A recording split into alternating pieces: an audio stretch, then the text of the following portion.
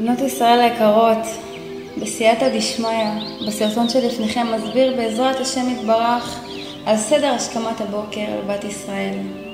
ידוע לנו הכלל שהכל הולך אחר ההתחלה, ואם נתחיל את היום בקדושה, יש לזה כוח אדיר ועצום בשמיים למשוך עלינו הערה חיובית לאורך כל היום כולו. ולכן ניגע במספר נושאים. אשתדל שהדברים יהיו קצרים וברורים כמה שיותר, כדי שתדעי בדיוק מה לעשות ותהיו רגועות שעשיתי נכון כהלכה כרצון השם. זכית להתעורר בבוקר, בת מלך יקרה. המילים הראשונות שצריכות לצאת מפיכן, מודה אני לפניך, מלך חי וקיים, שחזרת בי נשמתי, בחמלה רבה אמונתך. חשוב שתביני מה את אומרת, בת מלך יקרה. אל תקראי את זה סתם כך, כי צריך, אלא תביני שזכית להתעורר לבוקר נוסף. זכינו להתעורר לעוד בוקר מבורך בעולם הנפלא, אל תוך הבריאה של הקדוש ברוך הוא. יש אנשים רחמנא ליצלן שלא זוכים להתעורר בבוקר, ואנחנו, איזו זכות עצומה, השם יתברך בכבודו ובעצמו, החזיר את הנשמה לקרבנו, החיה אותנו.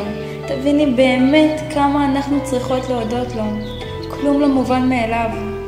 לאחר שאמרת את המשפט מודה אני, נתחיל בכך שתזכרי שאסור לגעת בשום מקום בגופך, לא לגרד בעיניים, לא באוזניים, בשום דבר, מפני ששורה על ידינו רוח רעה, שהיא אטומה, והדבר יכול להזיק לאיברים בהם תיגי.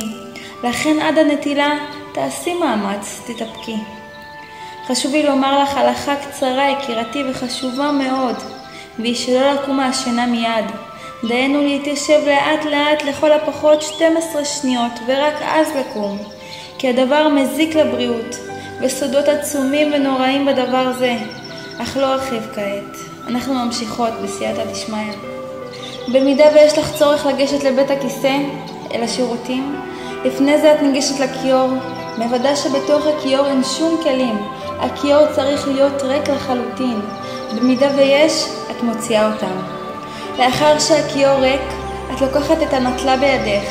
למי שאין נטלה ורוצה להתחיל להתקדש, שדבר זה לא ימנע ממנה.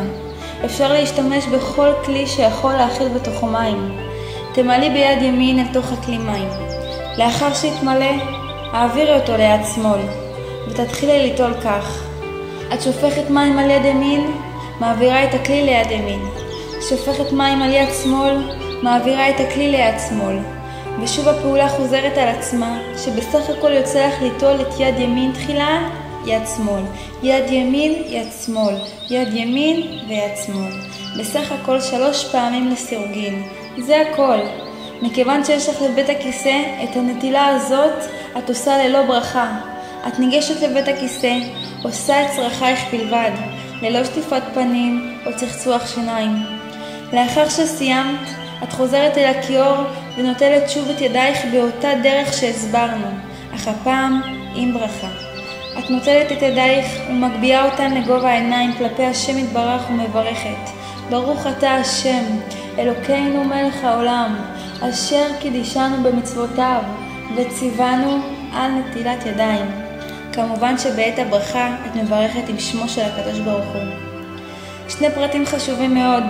הקפידי שהמים ייגעו בכל כף ידך, עד לפרק כף היד. אם נגמרו המים באמצע, תמלאי עוד, אין דבר.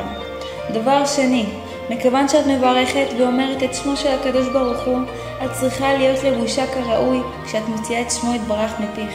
לכן תשיא את עצמך בעת הברכה. זהו, זה כל הסיפור אחותי היקרה. עכשיו ידייך טהורות, את יכולה לשטוף את פנייך ולהתלבש. ונשארה עוד נטילה אחת, שהיא הנטילה לאחר בית הכיסא, הכוללת ברכת אשר יצר. אני אומרת לך אותה דווקא עכשיו, מכיוון שיש עניין לחבר את ברכת אשר יצר סמוך לברכות השחר. לאחר שהתלבשת כראוי, צחצח שיניים, וכל אחד ועיסוקי הפרטיים, את נוטלת את ידייך באותה דרך שהסברנו, ימין, שמאל, ימין, שמאל, ימין, שמאל, מייבשת אותם. שימי לב, את מייבשת אותן. לאחר מכן מברכת את ברכת אשר יצר. ברוך אתה השם, אלוקינו מלך העולם, אשר יצר את האדם בחוכמה, וברא בו נקבים נקבים, חלולים חלולים, גלוי וידוע לפני כיסא כבודך, שאם יסתם אחד מהם, או אם ייפתח אחד מהם, אי אפשר להתקיים אפילו שעה אחת. ברוך אתה השם, רופא כל בשר ומפליא לעשות. ברכה קצרה ונפלאה, שמודה להשם יתברך על כל איבר ואיבר שבגופך, שמתפקד כראוי. סיימת? את מתחילה לומר את ברכות השחר. עניין עצום וגדול הוא לסמוך את שתי הברכות הללו יחדיו. כל הברכות שציינתי רשומות לך בכל סידור שיש ברשותך בעמוד הראשון. אין צורך לזכור בעל פה. אמנם ההסבר אינו קצר, אך כל התהליך האמור להתרחש לוקח רק כמה דקות בודדות. והנה אחותי היקרה, התחלת את היום בקדושה. כמה את צריכה להיות מאושרת, כמה ברכה עוטפת ומלווה אותך לכל אורך היום. זה הכל, וזוהי הדרך להתחיל להתקרב לאבא. בהצלחה בת מלך יקרה, אבא מאמין בך, יודע שאת תצליחי. יודע שאת תצליחי. יודע שאת תצליחי.